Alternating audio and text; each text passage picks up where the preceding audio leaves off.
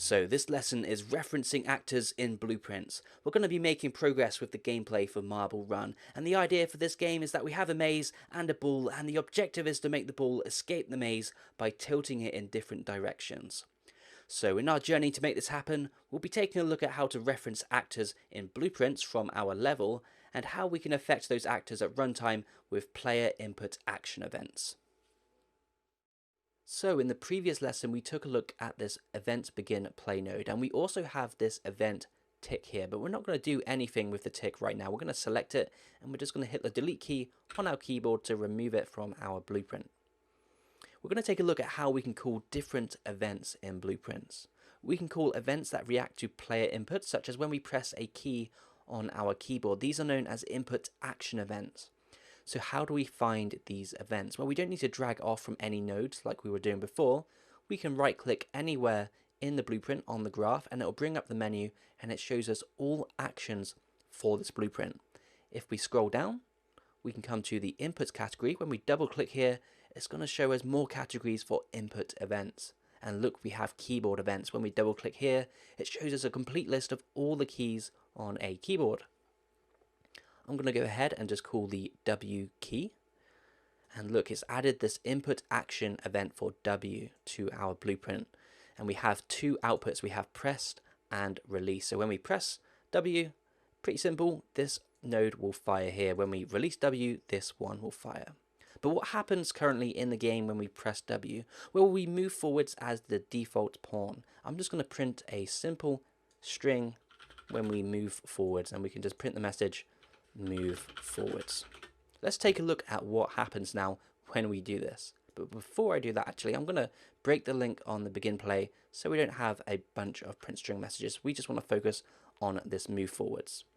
So I'm going to close out the level blueprint and hit play. I'm going to focus the viewport by left clicking in it, and when I press W, we get our print string message, and it comes up every time we press W. But when I hold W, we're not actually moving forwards with the default pawn. Look, it stopped our movement. We can still move left and right and backwards, but we don't have our movement with the W key. So let's take a look at why this is happening. Let's come back to the level blueprint. And we want to bring back the details panel. We can come up to window and then details, and we can select this W node, and look in the top right on the details panel, it's showing us that we consume this input, and it says prevents actors with lower priority from handling this input. So obviously when we press W, we are moving forwards with the default pawn, but this W input action event is consuming the input, which stops the input from going to the default pawn. If we uncheck this, we can close the blueprint and hit play, and look, we can move forwards and we can still get our print string message. Okay, I just wanted to show you why that was happening. But I'm actually going to come back to the level blueprint, and we want to make sure we do consume this W key input, because we're going to use this to affect our floor actor. Let's come back to the editor. And as we can see, we have this floor in our level. Let's take a look at how we can use blueprints to affect the floor's transform. So let's select the floor actor, and in the details panel, let's look at the transform section. We have the location, rotation, and scale here, but we also have this mobility section. We can see that the floor is currently marked as static. So because of this, it's going to prevent us from editing the actor's transform dynamically during runtime or during gameplay. So we need to mark it as movable to allow this functionality. Okay, so now that we've done this, let's come back to the level blueprint. And because we have our floor actor selected in the level, look what happens when we right click in the graph now. Look, we can create a reference to the floor. Okay, this adds this node named floor here, and it shows us a blue pin. In Unreal or in Blueprints, when you hover your mouse over these pins, it will tell us the type of data that we are dealing with. So we are dealing with a static mesh actor object reference. So it's a bit of a mouthful, but basically we're dealing with a static mesh actor. In this case, it's our floor. So what happens when we drag out this pin? Well, when we drag out and release, we can call actions that make sense in context of a static mesh actor. We want to take a look at doing some rotation with this actor. So in our game, we're going to have a maze and a ball, and we want to affect the balance of the maze so we can try and make the ball escape. So how can we get started with that? Well, we want to start affecting the floor's transform when we send some input to the game. And remember, we took a look at what a transform is. It contains the actor's location, rotation, and scale. If we come down to the utility section, look, we have this transformation section here. If we double click on this, it's going to show us a bunch of functions that deal with transform. Okay, we're going to look for the add actor world rotation function. So this function is going to allow us to rotate our floor piece. And look, we have these delta rotation values here. We have roll, and we have pitch, and we have yaw. So nothing's going to happen by default because these are at 0, but we can change these values to change the rotation of our actor. But in order for us to make that happen, we're going to connect this function to some input action events. We're going to make it so when we press D, we're going to roll the floor piece right, and when we press A, we're going to roll the floor piece left. Let's break the print string on this W key here, and we can just delete the print string. With this W key, we can duplicate it by selecting it and hitting Control and W. And this gives us 2 W keys, which isn't really helpful, but look, on the details panel, we can change the input key. So we can come to keyboard and we can change it to the D key. Let's connect the pressed output to the add actor world rotation. And with our floor reference, there's not actually a limit on how many functions we can call from this single pin. So let's call another add actor world rotation function. And then let's duplicate the D key. And with this D key, let's go ahead and change it to the A key. And we just want to make sure we connect the pressed output to this function. So look, we now have the ability to rotate the floor actor with the D key and also with the A key. So when we press the D key, let's make it rotate the floor actor by 5 units on the roll, which is the X here. So we can just type in 5. And then with the A key event, let's change it to roll the opposite direction by changing the X value here to -5. So now we've set up the functionality, so when we press D, we will roll the floor actor right, and when we press A, we will roll the floor actor left. Okay, so let's come back to the editor by closing the level blueprint. Before we hit play, let's select the player start, and let's move it so we have a better view of the floor actor. And we can even rotate the player start, which will affect the orientation of the default pawn when we hit play. So let's go ahead and hit play now. And now we can rotate the floor with the A key and also with the D key. Awesome, so we've done all of this by coding inside of blueprints. So let's break this down. We have an event. In our case, we have the D key. When we press the D key, we execute our code. So we can consider that the event causes when and how our code executes. We then have a function. We have just used the add actor world rotation function, and we can consider this what happens when our code executes. Then we have the actor reference. We have our floor actor reference, and we use this reference to decide who is being affected by our rotation function.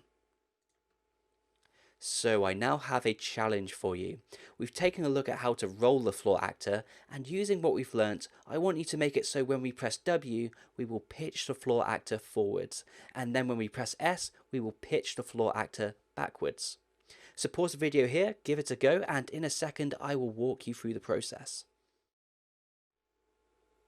Okay, so to do this, I'm going to take my W input action event and I'm going to move it to the right of these other two. We're going to create a kind of square with these functions and events here. So with the W, we want to add rotation to the floor. So we want to make sure we select the floor in the level, and then we can right click and create a reference to the floor. We can have multiple references in the blueprint if we want to reuse it somewhere else. And we can drag out from here, and we want to affect the floor's transform. Specifically, we're going to rotate it so we can come down to Utilities, Transformation, and then Add Actor World Rotation. Okay, we're going to hook it up to when we press W, we are going to increase the pitch by 5 units. And then we can set up the S key, so we can right click and come down to Input, and then Keyboard Events, and then we can find S just down here. And then with the S key here, we can use the same reference and call the Add Actor World Rotation and hook this up to the pressed event. And we want to use -5 now. we can close the blueprint and hit play. So we can roll it left and right, and we can pitch it forwards or backwards with W, and then pitch it forwards with S. So we can invert those values just by flipping them inside the blueprint here. So we can change this to -5 and then this to 5. And now when we come back to the editor and hit play, we can roll as expected, and we can also pitch the floor actor as expected. Okay, so in the next lesson, we're going to be having some fun by adding a physics ball to our level and seeing how that reacts to our floor. So when you're ready, I'll see you in the next lesson.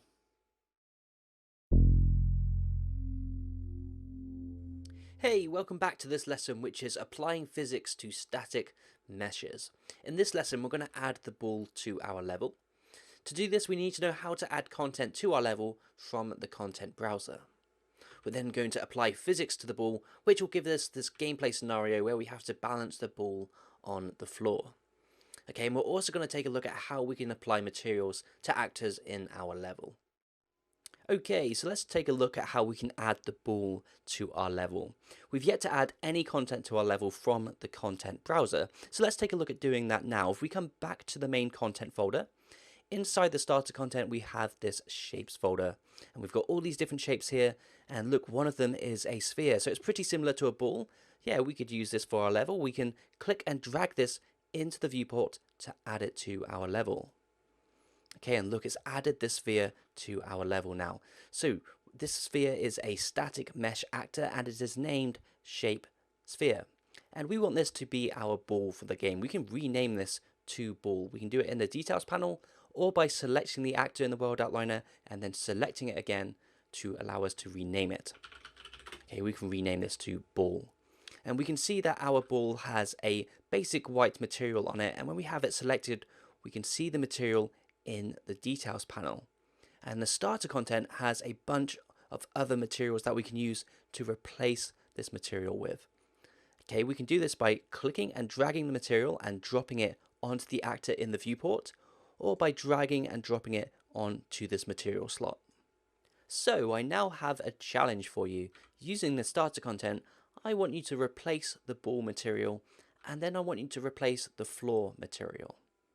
Okay, so pause the video here and make sure you check out all the different materials that are included with the starter content. And then when you're ready, come back to the lesson.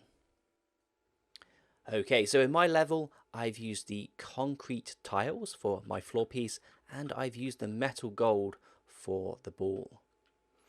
So let's take a look at what happens when we hit play. We've got this ball in the level, it's not moving or anything, and when we move our floor just goes through the ball.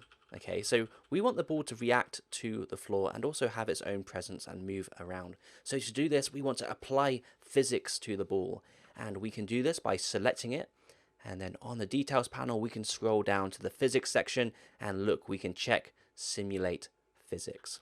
Let me just bring the ball up a bit in the air, and look, when we hit play, it drops down. Okay, and when we move our floor, it starts rolling. But look, it kind of freaks out immediately when we start moving around our floor piece. Okay, so we're going to take a look at fixing this and why it's doing this. So the reason this is happening is because the moment we rotate our floor actor, Unreal is giving us some default behavior with the physics. Okay, it's saying that the physics velocity of the floor is changing. It's updating and it's applying an upwards force to the ball. So our floor is basically launching the ball upwards into the air. So our solution to this is to ignore the force being applied to the ball, and we can do this by teleporting the physics state of the floor actor. So that sounds really crazy and complicated to do, okay, but it's really no problem because Blueprints allows us to do this very easily. So we can fix this by heading back into our level blueprint, and where we have our add actor world rotation function, there's more features to this function. We can find them by clicking this arrow here, and look, there's an input for teleport. So if we check this, this is how we teleport the physics state, and it tells us this in detail here. So let's just go ahead and do this for all the different rotation functions we've got in our blueprint. Okay, now let's come back to the level and hit play. And look, the ball drops down, and when we rotate the floor, it no longer freaks out and launches the ball. So now we're getting this gameplay where we have to balance the ball on our floor actor. This is pretty good progress, but it's a bit hard to control. We have to button mash the keys to rotate the floor, but we're going to fix this in the next lesson by taking a look at how we can control our floor actor with the mouse. So when you're ready, let's just jump straight into the next lesson.